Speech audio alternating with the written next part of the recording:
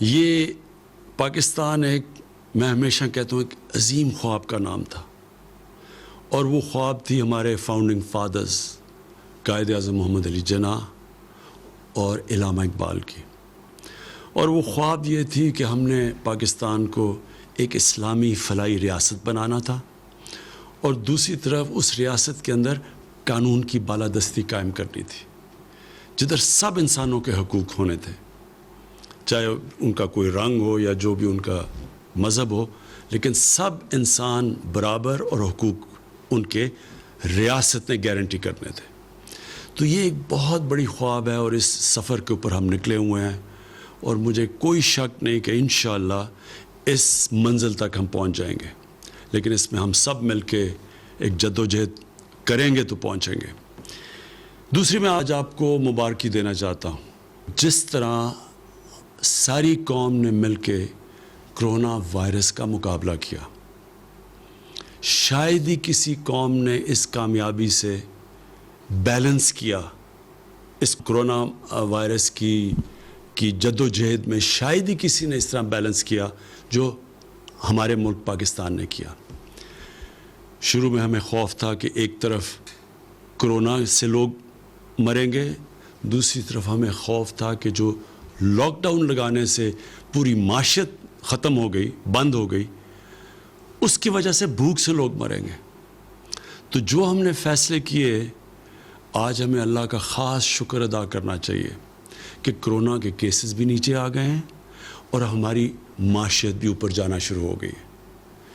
اس میں پھر سے میں کہتا ہوں کہ کوشش انسان کرتا ہے لیکن کامیابی اللہ دیتا ہے. یہ نہیں کہ ہم جنگ جیت چکے ہیں، ابھی بھی چیلنجز سامنے ہیں. ہم نے اگر احتیاط نہ کی، اور سب سے بڑی احتیاط ہے کہ ہم جب بھی لوگوں کے سامنے جدھر پبلک میں جائیں اپنے فیس ماسک پہنیں. آسان چیز ہے، جیسے آپ یہ پہنتے ہیں تو چانسز اس وبا کے پھیلنے کی کم ہو جاتی ہے. تیسری مبارک میں اپنی قوم کو دینا چاہتا ہوں کہ جس طرح 2 سال بڑے مشکل ہمارے 2 سال گزرے ہیں، اس کے بعد جس طرح ہماری معیشت اٹھنی شروع ہوئی ہے، بڑے جس طرح جب حکومت ملی تو ہمیں 2 سال پہلے تو بڑے مشکل حالات تھے. ہمارے پاس فورن ایکسچینج نہیں تھا، ہمارے ریزروز گر چکے تھے، ہم باہر کے پیسے نہیں دے سکتے تھے، جو قرضوں کی قسطیں دینی تھیں، جو ہماری لائبلٹیز تھیں. ہمارے پاس فورن ایکسچینج نہیں تھا. شروع میں ہم ڈیفالٹ بھی کر رہے تھے. بڑا مشکل وقت تھا، کیونکہ اگر ملک اپنے جو انہوں نے قرضے دینا یا جو لائبلٹیز ہیں اس پہ ڈیفالٹ کر جائے تو اس کے بڑے برے اثرات ایک ملک کے اوپر آتے ہیں. سب سے برا اثر پڑتا ہے کہ جو آپ کے پاس ملک میں ڈالر آنا ہوتے ہیں وہ اور کم ہو جاتے ہیں. جب وہ کم ہوتے ہیں تو ڈالر کی قیمت اوپر چلی جاتی ہے اور روپیہ نیچے گر جاتا ہے. اور جب روپیہ نیچے گرتا ہے تو یاد رکھیں ساری چیزیں جو باہر سے ہم امپورٹ کرتے ہیں، خریدتے ہیں، وہ مہنگی ہو جاتی ہیں اور ملک میں مہنگائی آ جاتی ہے. تو بہت بری مہنگائی سے ہم بچے ہیں کیونکہ ہم ڈیفالٹ سے بچ گئے تھے. لیکن یہ نہیں کہ لوگوں کے حالات آسان تھے. میں سب جانتا ہوں کہ کس طرح لوگوں کے حالات مشکل تھے اور ابھی بھی ہیں. لیکن خوشخبری آپ سب کے لیے یہ ہے کہ حالات بہتر ہو رہے ہیں. ہماری ہر چیز اگر آپ نے دیکھنا ہے کہ بزنس کمیونٹی کا کتنا اعتماد ہے ایک ملک کی معیشت پہ، تو سٹاک مارکیٹ دیکھیں. ریکارڈ ہماری سٹاک مارکیٹ نے کامیابی سے اوپر گئی ہے. اس لیے گئی ہے کہ لوگوں کا اعتماد بڑھنا شروع ہو گیا. اور اس کی ایک بہت بڑی وجہ ہماری کنسٹرکشن انڈسٹری ہے. ہم نے اپنی کنسٹرکشن انڈسٹری کو وہ مراد دیے ہیں جو کہ کبھی پاکستان کی تاریخ میں کنسٹرکشن انڈسٹری کو پہلے نہیں ملے تھے. اور کنسٹرکشن انڈسٹری جب آپ کی اٹھنی شروع ہوتی ہے تو اس کے ساتھ 40 اور انڈسٹریز ہیں جو اٹھنی شروع ہو جاتی ہیں. اس کا مطلب یہ کہ جو سب سے بڑا مسئلہ اس ملک میں ہے روزگار کا، لوگوں کو روزگار ملنا شروع ہو جاتا ہے اور ویلتھ کریشن شروع ہو جاتی ہے. ویلتھ کریشن کا مطلب کہ جب آپ ملک کی دولت بڑھتی رہتی ہے تو اس سے 2 کام ہوتے ہیں. ایک کام یہ ہوتا ہے کہ ہم اس پیسے سے ہمارا ٹیکس بڑھنا شروع ہو جاتا ہے، اور جب ٹیکس بڑھتا ہے تو ہم وہ پیسے خرچ کر سکتے ہیں اپنے نچلی کمزور طبقے کو اوپر لانے کے لیے، اور دوسری طرح ہم پھر اپنے قرضے واپس کر سکتے ہیں۔ ہمارا 2 بڑے بوجھ پڑے ہوئے تھے ہماری حکومت پہ جب ہمیں 2 سال پہلے اقتدار ملا ہے۔ ایک کہ جو پچھلی حکومتوں نے قرضے لیے ہوئے تھے، جتنا ہم نے پہلا سال ٹیکس اکٹھا کیا 4000 ارب روپیہ، اس میں سے 2000 ارب روپیہ ان قرضے جو لیے ہوئے تھے ان کے اوپر قسطیں واپس کرنے پہ، تو ملک کے پاس پیسہ آدھا رہ گیا ملک چلانے کے لیے، اور پھر مزید اور قرضے لینے پڑے ملک چلانے کے لیے۔ اور جو دوسرا بوجھ ہے وہ میں بعد میں بتاؤں گا، وہ پاور سیکٹر کا ہے۔ بجلی مہنگی بنا رہے ہیں، جو کانٹریکٹ سائن کیے ہوئے ہیں اس میں بجلی مہنگی بن رہی ہے، اور ہم اس ریٹ پہ پبلک کو بجلی بیچ نہیں سکتے کیونکہ آگے بہت مہنگی بجلی ہے۔ اور پھر ہماری انڈسٹری مقابلہ نہیں کر سکتی بر صغیر کی انڈسٹری سے، مثلا ہندوستان اور بنگلہ دیش، کیونکہ وہاں بجلی سستی تھی۔ تو یہ 2 ہمیں سب سے بڑے مشکلات پڑی ہوئی تھی۔ تو اس کے لیے جو ہماری معیشت تھی وہ اٹھ نہیں رہی تھی، کیونکہ ہم بیلنس کر رہے تھے، اپنے خرچے کم کر رہے تھے، آمدنی بڑھانے کی کوشش کر رہے تھے۔ تو اللہ کا شکر ہے کہ آج ہماری آمدنی بڑھنی شروع ہو گئی ہے۔ اس کرونا وائرس کے باوجود ہماری جولائی کے اندر جو ٹیکس کلیکشن ہے وہ جو ہم نے ٹارگٹ سیٹ کیا تھا اس سے زیادہ ہوئی ہے، اور آگے اور بہتر حالات نظر آ رہے ہیں۔ اور جیسے جیسے ہماری کنسٹرکشن انڈسٹری چلے گی تو انشاءاللہ ہماری ٹیکس کلیکشن بھی بڑھتی رہے گی، اور روزگار بھی لوگوں کو ملتا رہے گا۔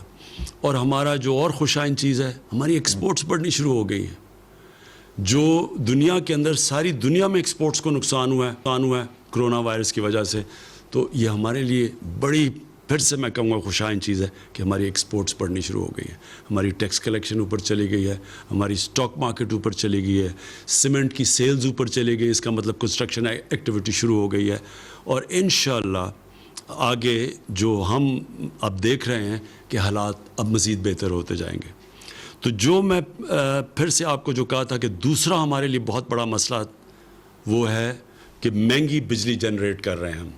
کانٹریکٹس جو سائن کیے ہوئے تھے ماضی میں حکومتوں نے، وہ بجلی جس قیمت پہ بنا رہے تھے اس میں اور جو ہم بیچ رہے تھے اس میں بہت بڑا فرق تھا، جس کی وجہ سے ہمارے گردشی قرضے بڑھتے جا رہے تھے۔ کوئی بھی دکان نہیں چل سکتی اگر وہ مال خریدے 10 روپے کا اور بیچے لوگوں کو 5 روپے کا، کوئی دکان نہیں چل سکتی۔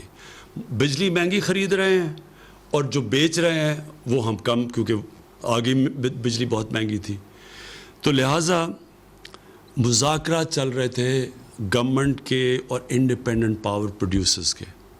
تو میں جو چوتھی مبارک اپنی قوم کو دینا چاہتا ہوں کہ یہ طویل مذاکرات کے بعد ہماری کل اگریمنٹ ہو گئی ہے، ان سے معاہدہ ہو گیا۔ اس کی ڈیٹیلز تو ہماری ٹیمز آپ کو بتاتی رہیں گی، لیکن اس کا اب آپ کے عوام کے اوپر کیا فرق پڑے گا، اس سے جو بجلی کی جنریشن کی قیمت ہے وہ کم ہونی شروع ہو جائے گی، اور جب وہ بجلی کی جنریشن کی قیمت کم ہوگی یہ فائدہ ہماری انڈسٹری کو بھی ہوگا اور انشاءاللہ آنے والے دنوں میں عوام کو بھی ہوگا۔ دوسرا، اس کے 2 پہلو ہیں، ایک تو ہم بجلی مہنگی بنا رہے ہیں اور بیچ کم رہے ہیں، تو وہ انشاءاللہ اس جنریشن کی قیمت کم ہوگی۔ دوسرا، آنے والے دنوں میں جو ہم بڑی دیر سے تیاری کر رہے ہیں اپنی ڈسٹریبیوشن نیٹ ورک کو ٹھیک کرنا، جو بجلی ہم جو ڈسٹریبیوشن جو لائنوں میں جاتی ہے اس میں سے بہت لائن لاسز ہیں اور چوری ہے اور لائن لاسز ہیں، اس کو کم کرنے کے لیے آنے والے دنوں میں آپ کے سامنے آپ پورے وہ ریفارم پیکج لے کے آئیں گے کہ کیسے ہم یہ ڈسٹریبیوشن بجلی کا اس میں لائن لاسز کیسے کم کر سکتے ہیں، چوری کیسے کم کر سکتے ہیں، یہ پورا پیکج آپ کے سامنے لے کے آئیں گے۔ پھر سے اس کا نیٹ نتیجہ انشاءاللہ بجلی کی قیمت کم ہوگی۔ یہ سب سے بڑا بوجھ ہمارے اوپر قرضوں کے ملک کے قرضوں کے اوپر کا ایک بوجھ، اور دوسرا بوجھ یہ پڑا ہوا یہ جو مہنگی بجلی بنا رہے ہیں اور پھر ہم جو ڈسٹریبیوٹ کرتے ہیں اس میں نقصان بہت ہو رہا ہے۔ اس سے جو میں پاکستان دیکھ رہا ہوں کہ ایک انڈسٹریل پاکستان، جو انڈسٹریل پاکستانی روزگار دے سکے گا لوگوں کو، انشاءاللہ اس ڈائریکشن کے اوپر ہم نکل جائیں گے۔ آخر میں پاکستان کی طرف سے مقبوضہ کشمیر میں جو ہمارے بھائی اور بہنیں ہیں، جو ہمارے بچے ہیں، ہم سب کو آج پاکستان کی طرف سے میں ان سب کو آج پیغام دینا چاہتا ہوں کہ سارا ملک آپ کے سامنے کھڑا ہے. سارے ملک کو احساس ہے کہ کس قسم کے ظلم کا آپ سامنا کر رہے ہیں، کس قسم کی مشکلات آپ کے اوپر ڈلی ہوئی ہیں.